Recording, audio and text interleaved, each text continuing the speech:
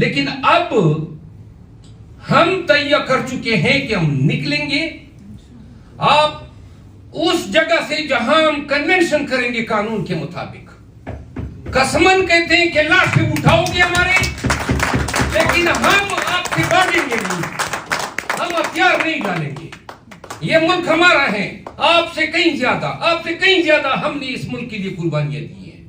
ہم محب وطن ہیں، یہ ملک پہ ہماری جان وار، لیکن ہم اس ملک کی نظریاتی، ہم اس ملک کی سیاسی اور اس کی آئینی بے حرمتی اس انداز سے کسی کو کرنے نہیں دیں گے انشاءاللہ. یہ الفاظ کی جنگ نہیں ہے. ہم کنونشن شروع کر رہے ہیں کے پی میں، ہم جائیں گے اور انشاءاللہ وہ نہیں ہوگا کہ آپ آ گئے، آپ نے مارا پیٹا اور ہم بھاگ گئے. ہم ادھر ہی پڑے رہیں گے جب تک کہ آپ ہمارے وجود کو گولیوں کے داغ اتنے نہیں نکالیں گے کہ ہمارے وجود جو ہیں وہ وہاں پہ پڑے رہے، آپ کے لیے اور دنیا کے لیے عبرت کی نشان بنیں گے کہ یہ ہم وہ لوگ ہیں جنہوں نے اس ملک کی غربت پہ اپنی قربانی دی ہے.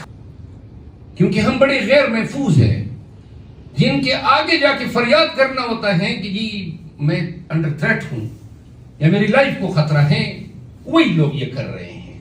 تو لہذا آپ کی فریاد کی جگہ نہیں رہی ہے، اور پھر ان کے خلاف فریاد کی جگہ عدالتیں ہوتی ہے. وہ جگہ بھی ہم سے چھین لی اس کرپٹ نظام نے. اب آگے سے ہمارے پاس کچھ نہیں ہے. ایک چیز ہمارے پاس رہ گئی ہے، جب عدالت میں نکل جاتی ہے تو پھر آپ کا سلسلہ ڈائریکٹ اپنے خالق کے ساتھ ہو جاتا ہے. ہمیں اس ملک کو اب انہوں نے یہ سمجھنا ہے، اگر یہ الیکشن آ رہے ہیں، ہمیں امید ہے، خان بھی امید رکھتا ہے کہ ہمیں الیکشن میں لڑنے کا موقع دیا جائے گا، جو ہمارا ایک حق ہے. حقوق تو بار بار پامال ہو رہے ہیں، لیکن جس انداز میں اب تک ہم حقوق مانگ رہے ہیں ان کے کانوں پہ جو تک نہیں رہیں گی ہے.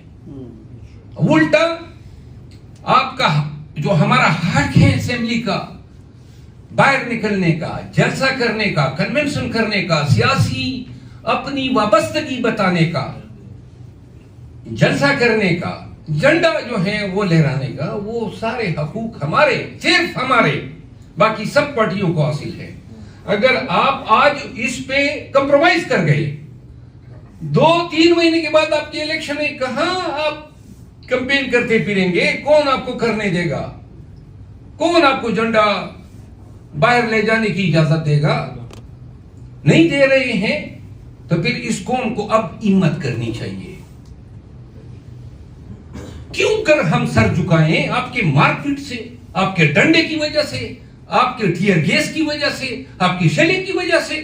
چلے گی مارے، کتنی دفعہ آپ نے مارا، ہمارے ورکر پہ گولیاں چلائی، لیکن اب ہم طے کر چکے ہیں کہ ہم نکلیں گے آپ اس جگہ سے جہاں ہم کنونشن کریں گے قانون کے مطابق. قسمن کہتے ہیں کہ لاشیں اٹھاؤ گے ہمارے، لیکن ہم آپ سے بھاگیں گے نہیں، ہم ہتھیار نہیں ڈالیں گے. یہ ملک ہمارا ہے، آپ سے کہیں زیادہ ہم نے اس ملک کے لیے قربانیاں دی ہیں. ہم محب وطن ہیں، یہ ملک پہ ہماری جان وار، لیکن ہم اس ملک کی نظریاتی، ہم اس ملک کی سیاسی اور اس کی آئینی بے حرمتی اس انداز سے کسی کو کرنے نہیں دیں گے انشاءاللہ. یہ الفاظ کی جنگ نہیں ہے.